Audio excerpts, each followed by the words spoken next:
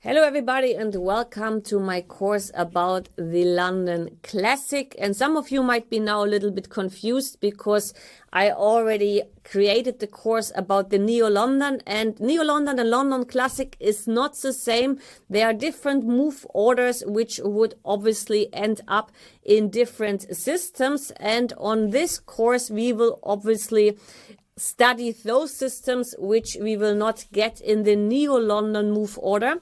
So for example, like after d4, d5, we would not start with knight f3 as in the Neo-London, followed by c3. We would start with bishop f4. And this course I distributed in 6 different chapters. And in the first chapter, we will obviously discuss the most dangerous or the most popular approach for black, which is the line with c5. And then we will study, obviously, the most dangerous move, queen b6. And we remember this kind of crazy lines with queen takes b2, followed then by rook b1. Here, black has 3 options, and bishop b5. Then, instead of queen b6, also, we will study the Caro-Kann London. It's called the Caro-Kann London because it is a position which could also arise in a different move order, in the Caro-Kann move order to be precise. And here after bishop f5, we will study the latest, it's not the latest, but it's kind of new fashionable move, bishop b5. In the past, there was more about c3 and queen b3, but bishop b5 followed by ideas like knight e5 and c4 became quite popular in the last years. Then, instead of bishop f5, the kind of popular also kind of new line with knight h5 will be discussed, and after knight h5 we will study the d takes c5 approach. And despite knight h5 we will also discuss sidelines like bishop f5 or bishop g4. Then in the next chapter, I'm not sure about the order of the chapters, but I can tell you that we will very much discuss bishop f4 and bishop f5, because here after e3, black has 2 different move orders. He could start with knight f6. He could also start with e6.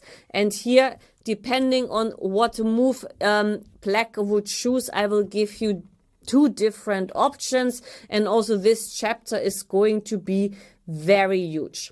Then after that we will discuss the bishop f4 and knight f6, e3, c6, c4 and e6 line, which is the queen's gambit declined setup. That is one of the lines which I consider not to be so great for black because it's quite passive, but obviously here I will give you some guidelines and some good ideas to launch an early attack against black's king. Then a huge chapter is also going to be d4, knight f6, knight f3, e6 and bishop f4. And here we will obviously discuss all different move orders. c5 will be a huge kind of chapter, and after c5, e3, we will study the very dubious approach of b6, which is bad. Then the very clever move of bishop e7, which is actually by move orders, I think, one of the best options. Then obviously we will also discuss c takes d4 as an option, followed by ideas like b6 and bishop a6. So you see that actually the DVD will have a very, very substantial approach to all the different lines. But now let me discuss what will not be on this DVD, because it will be already covered, or it was already covered on the Neo-London system. Because the main difference between Neo-London and London is connected to 2 different kind of approaches. So in the Neo-London, we would start with knight f3. And the idea is that after bishop f5, which is a bit dubious here, we could just actually skip the London and play c4. That is discussed on the Neo-London. Also, after knight f6, the move order c3 is actually against the idea of bishop f5, because many London players, they don't like bishop f4, bishop f5 lines, and I'm one of them. And in this move order now you have the very smart queen b3. So that is one of the actually crucial differences why some players would prefer the Neo-London move order over the normal move order with bishop f4. And the other main difference between Neo-London and London is connected to that after c3, c5, we will not get all the lines with queen b6 and knight h5 and queen takes b2 and so on, because here we can actually take on c5. And the combination of both courses would basically future everything, because I also have to here give you the advice that after bishop f4, for example, like what we don't discuss is, is the whole kind of chapter which arises from different move orders, the classical chapter.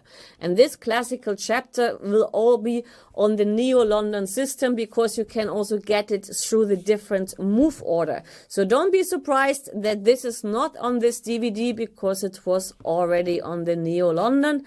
And also the Grünfeld setup with g6 won't be discussed on this DVD, because after h3, bishop g7 and c3 followed by castle and knight f3, we get basically into the same position which we could get from the Neo-London. So also the Grünfeld line will be a discussion of the Neo-London course.